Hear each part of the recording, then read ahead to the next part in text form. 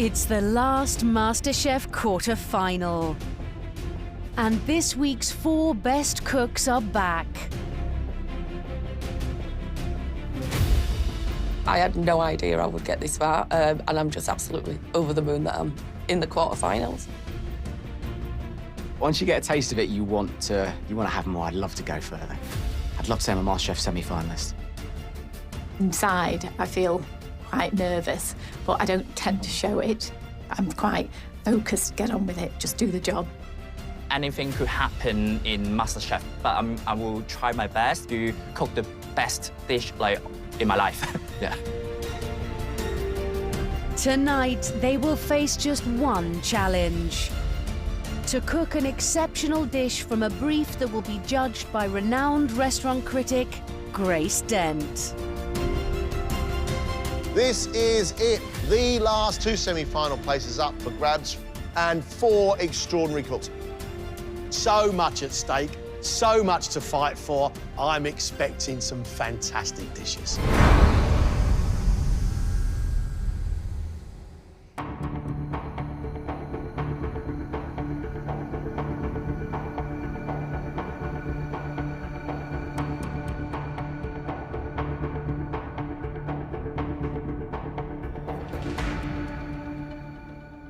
Welcome to a MasterChef quarter-final. That is an achievement in its own right. This is a big day. You are cooking for a place in the semi-finals. This has got a sense of occasion about it. So much so that we have invited a special guest in here to taste your food and help us judge. You were set a brief, and the person who set that brief was restaurant critic Jimmy Famarewa. Jimmy is unwell, and he's not able to come here today, but we've invited somebody else in to take Jimmy's place. The wonderful Grace Dent.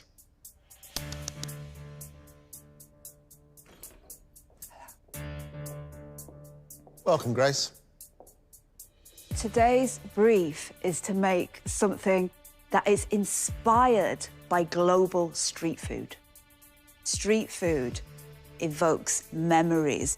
There has to be a reason that this dish is what you want to show us today. You are all fighting it out for the last 2 semi-final places of this year's competition. Sadly, 2 of you will be going home. 90 minutes to do delicious. Let's cook.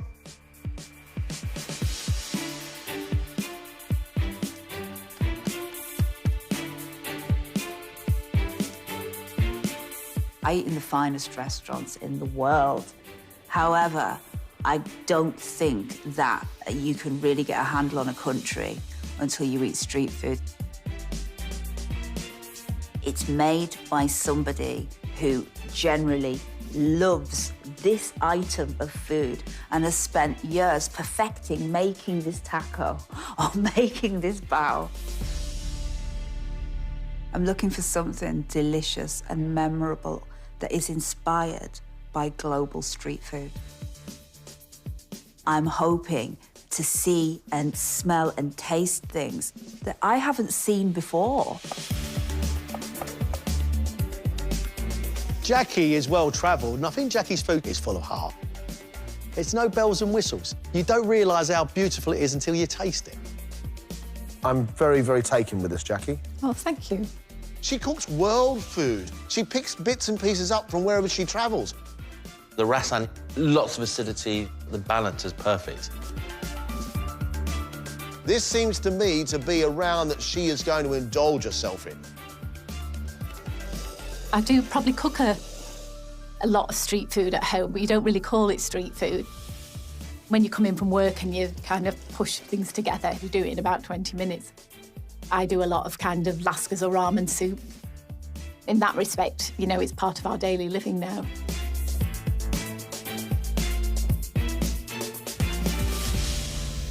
I'm cooking a dish which is close to my heart. It's Canadian poutine. It's a national dish of Canada, and my family live there. The last time I had it was sat on some steps after skiing with my grandchildren. It's something that has the fondest, wonderful memories for me. And being a northern lass, I like my chips and gravy. I don't know what it is. Poutine is just basically a lovely word for chips and gravy. I kind of get the principle, but I'm not sure what I'm going to get up there. Tell us exactly how you're going to do it. In Canada, one of the biggest populations is Chinese, and poutine comes in lots of different varieties now. I'm going to do triple cooked chips, duck shredded, and then duck slices, and then you're going to get that served with the Canadian curd cheese. And then there's going to be gravy and a plum ketchup. I'm getting duck, plums and cheese with chips. Yeah. I sense that Greg is ye of little faith at the moment, but I have true faith in you. It's going to be delicious. She's merging this Canadian poutine, cheesy gravy chips, with Chinese duck and plum sauce. The duck breast needs to be cooked very well, the skin needs to be crispy. The gravy has to be just thick enough that it actually coats all the chips, but it can't be too thin, otherwise it makes the chips go really soggy. As a northern woman, I appreciate chips and gravy. I think it's one of the finest dishes known to man. Did I think I was going to get it at MasterChef? No, I did not. I like Baz. I like his adaptability. In the first round, he gave us something that looked like high-end fine dining. Love the fact you want to show off so much and you work so hard at it. Next round, no-holds-barred comfort food. This crumble makes me absolutely delighted. Today needs to be about perfect food, great flavours, great execution. I'm not playing it safe, you know, I'm pushing myself at every point. I am doing sort of Thai street food, tidbits of Thai street food. I worked in travel for 15 years and I was fortunate enough to travel to Thailand several times, and my last trip was actually on my honeymoon. And this brings back really, really nice memories for me. So we're having a chicken satay with a satay sauce, we're having a spring roll with a sweet chili dipping sauce, and we're having my favourite little sweet fried bananas with some honey. I'm going to try and keep it street today. I'm going to try and present it nice, but I'm going to keep it authentic in how it's going to look. I'm going for perfect 10s today. The secret to a great spring roll is the filling is actually quite dry, the outside is crispy, and what makes the whole thing moist is the sweet dipping sauce which goes on the side. They're closed, they're not broken, they're looking fine. We have a chicken satay. Baz is marinating in a mixture of red curry paste, some sesame seeds, some coconut milk, and some more spices and garlic. A satay sauce needs to go on the side. That sauce needs to be like a spicy peanut butter. I mean hot and spicy, because there's very few spices in that chicken satay. There's nowhere to hide. You know what a chicken satay tastes like, you know what a spring roll should taste like, you know what fried banana should taste like, so they're going to know what to look for. Yeah, no pressure. OK, everybody, you've had 35 minutes. Jo is really ambitious. She just wants to show us more and more cookery skill each time. I'm amazed you got it all done. You obviously have knowledge. Thank you. She's a really experienced cook. If she's got a weakness, is that she attempts far too much. There's certain things that she's putting on a plate which are necessary. It kind of feels like two different dishes to me. I think I need to prove to the judges that I can take on board their advice and pare back my dishes. So I've reassessed my dish for today. Because I've cut it down by 50%, this dish.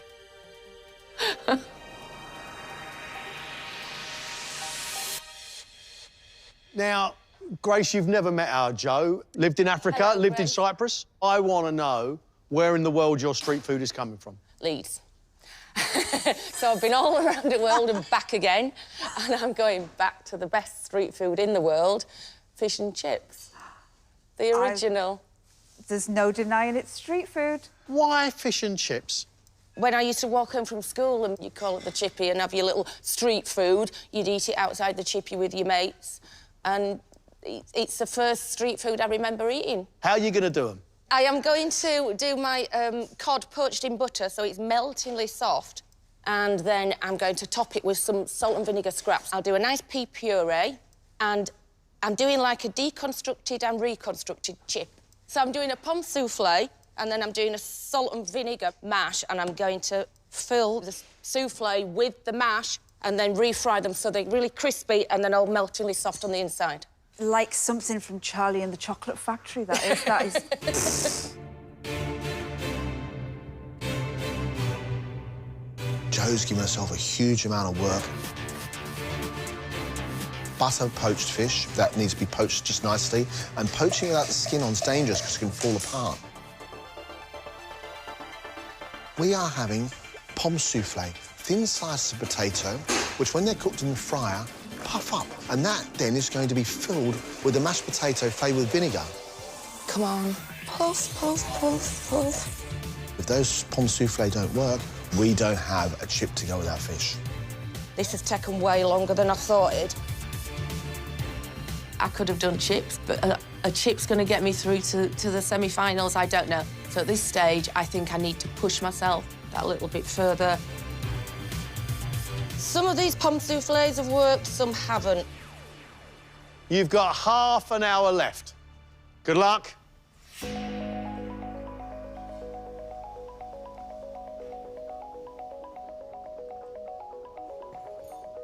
Mark, we know, is really inventive, although he takes inspiration from classic dishes.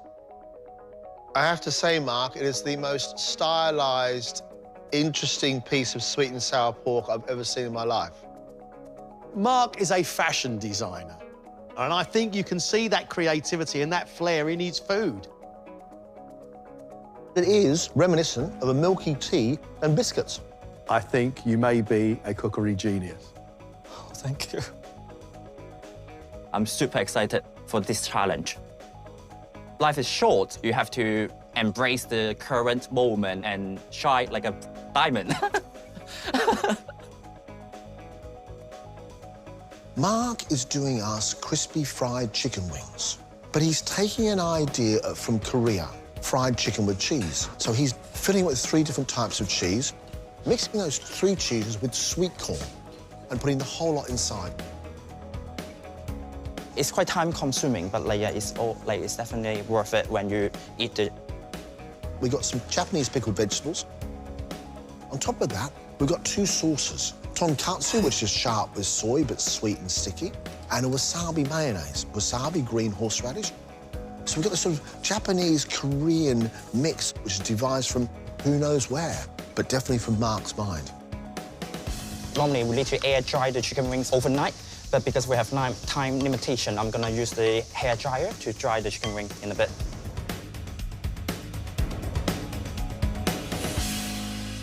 When it comes to food, I love fried chicken. In Korea, cheese and fried chicken is a massive thing. So I'm gonna stuff 3 different cheeses. So we have mozzarella and some cheddar cheese, put some fake burger cheese in it. What's inspired this? The inspiration would be like my love of traveling. For Japan, like I travel with my friends, and Korea, I travel with my ex, and yeah, so. So you're putting your life on Exactly, yeah. Can't say fairer than that. 1 bite for my life, yeah. OK, everybody, you have just 15 minutes left. 15 minutes. It's like everything, you think you have a load of time and you just don't. So I've done my spring rolls. I have marinated, and I've just put these in now. I need to get a timer on. My satés, 3 to 4 minutes each side. They're good. I think that everybody today has really thought about what to do and how they can make it MasterChef. Do you need a blow dry? They're going to look beautiful. There's some true genius happening today, and real flavours and textures and technique that are coming from the heart, and you can't see it. That's exactly what I wanted. I've only got 4 of the little soufflé. I'm going to stuff them ones, and then I'm going to serve some separate mash on the plate as well. 5 minutes. Please, you 4, 5 minutes. I've got to fry my bananas. I just need to work like the wind now.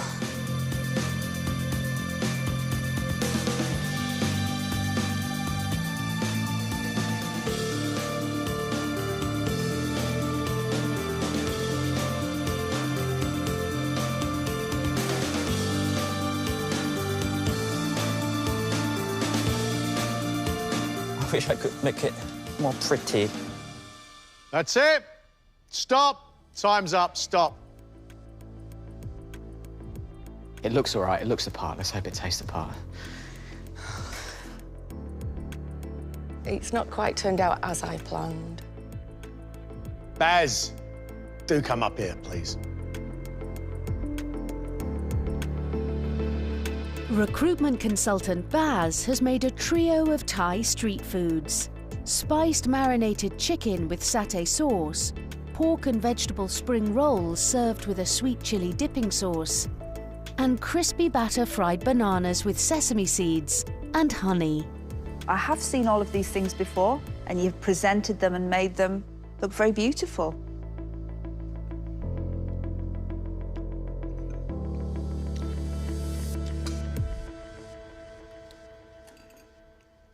I'm very happy with the spring roll. The thing that really elevates it, though, is that sauce.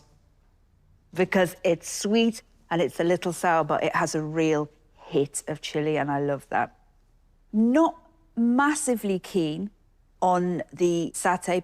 It just isn't peanutty enough, but what I would say, I do like the marinade. I think that is really good. I've never met a fried banana that I didn't like, and I feel the same about that one. If that's chicken breast, I think you've done amazingly well with that. That's so moist, I thought it was thighs. Now, I'm not a fan of bananas in a dessert because bananas are already sweet, yet this I love. And I'm really happy dipping that into honey. My favourite is your spring roll. The other two I find a bit safe. Your satay sauce, you haven't roasted the peanuts. That means that the peanuts have been lost and there's not very much heat in that at all. I love the crispy outside of the bananas. Honey, I find it very, very strong. Okay. But you've done some good work. I'm really pleased with how it turned out, actually. John thought it was a bit safe. I thought it would be fine. I certainly didn't feel unambitious when I was running around, or lacking ambition when I was sprinting from fryer to my workstation. Retired schoolteacher Joe is serving fish and chips.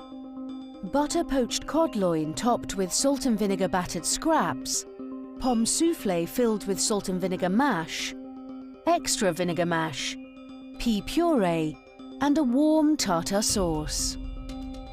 The pomme soufflé, you were obviously meant to have more than one each. However, I struggled with them. A lot of them didn't work.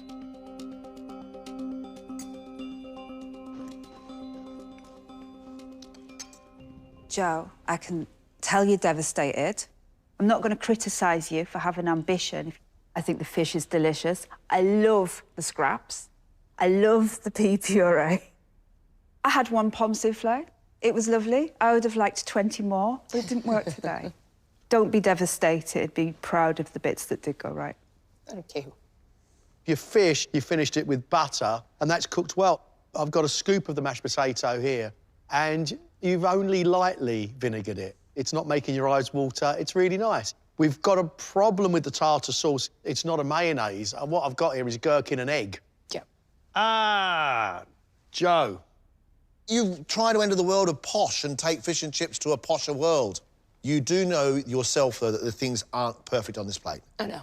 But I do really, really love that potato. I love your ambition. I love that you kept on going and you kept on just really trying hard. With hindsight, it was the wrong dish to do, and it hasn't worked, but Grace was really complimentary. She was very, very sweet about it all, bless us.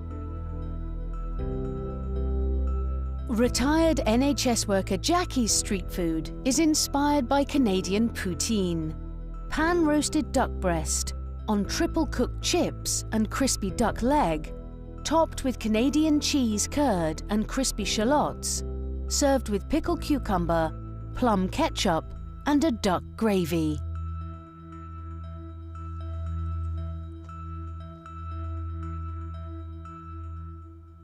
I love what you've done with the chips. They feel like every single individual one is the world's best roast potato. I love the duck, but I especially love the duck leg underneath. I love the plum sauce. There's a depth in there that you're always looking for in gravy. It's just really the greatest poutine that I've ever had. Perfect duck breast. The skin on the outside and the fat is rendered. It's really crispy and it's beautifully pink. We have beautifully crispy chips. You have some bits of cucumber here with dill, which I find divine, but I just don't get it in any way. I think that Greg still is maybe puzzled by the entire process. However, I do appreciate the quality of your cookery. What I do like about this is the amount of work you did. I think it's well seasoned, and I think it's adventurous and fun. It's so nice to get, you know, a critic eat your food and say she'd eat it and it was the best poutine she's ever had. I was like, oh my gosh. Finally, it's fashion designer Mark, whose Korean-inspired deep-fried chicken wings are stuffed with sweet corn, cheddar, mozzarella and burger cheese, served with Japanese-style pickled daikon radish and carrots, wasabi mayonnaise and tonkatsu, a Japanese vegetable sweet and sticky sauce.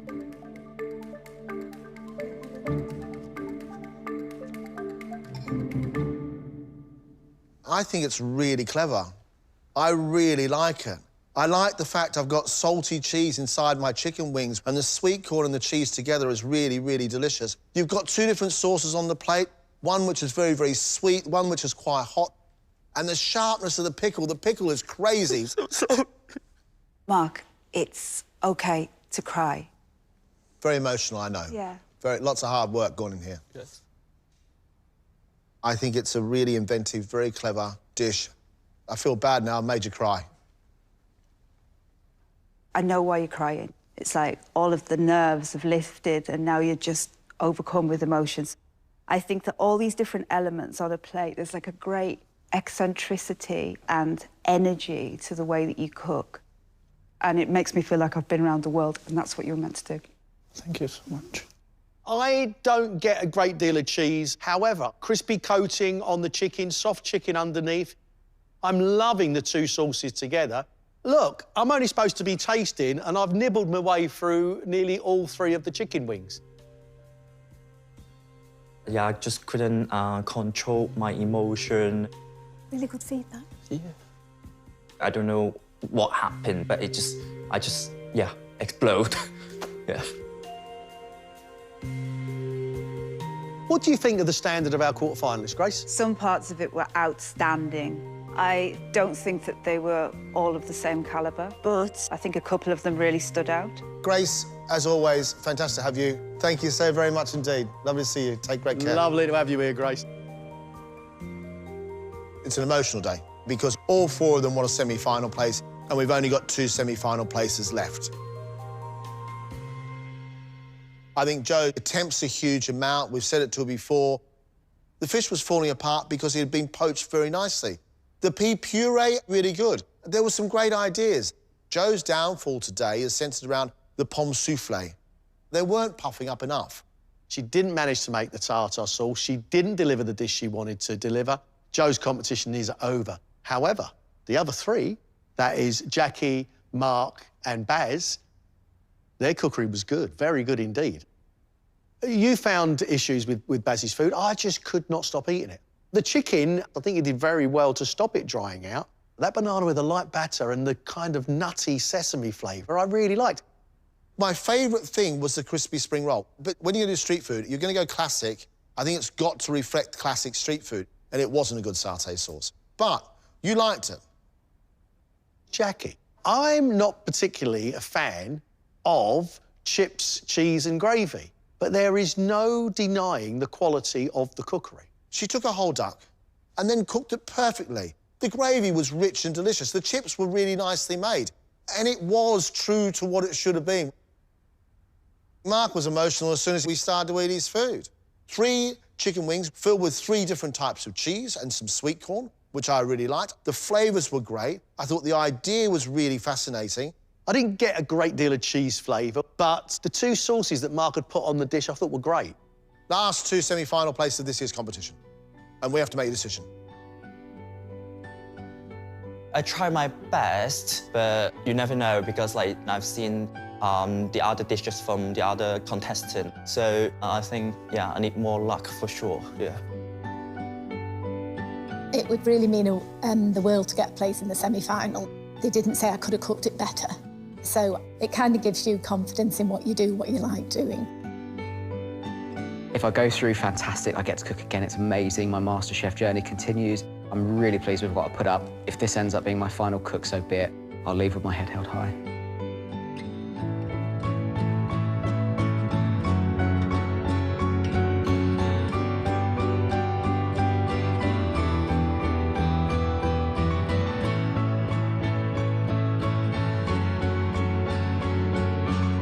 Thank you, all 4 of you, for all your hard work. We have, however, had a very tough decision. The first contestant leaving us, Joe. Joe, wasn't your day, mate, was it? No, no. Sorry, Joe. Nice to have met you. I'm obviously devastated to be leaving. I'm not surprised in the slightest. I just feel happy that I've got to this stage. Can't wait to watch it on the telly. Our first MasterChef semi-finalist is Jackie.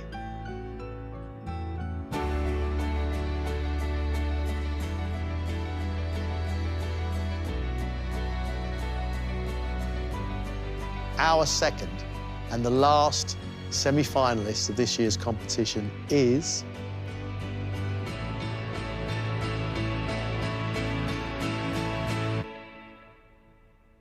Mark. Thank you. Honestly, it was so, so close. Sorry to say goodbye to you. Obviously, I would have loved to have carried on, but the fact that it was really close, I'll take some solace in that. But genuinely, I was really happy with what I put up, so the best cooks have gone through at the end of the day. Congratulations. Very, very well done. I'm gobsmacked. I'm like, I can't actually believe it. Yeah, it's a buzz. It really is. It's fantastic. I'm here and I'm in the semi-finals. No, I still can't believe it, actually.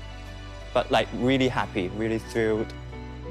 I think I will start practicing my autograph. In case, like, if I really won the game, I will start, yeah, signing autograph to other people.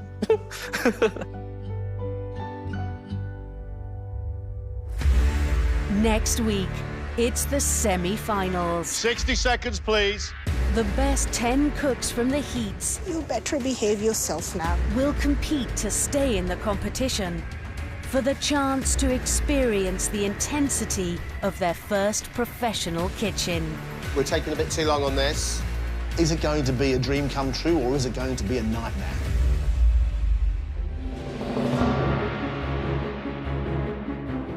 Tonight's question time comes from Cardiff with Fiona Bruce. Vaughan Gething, Minister for Health in Wales, is on the panel at 10:45 after the news, which is next.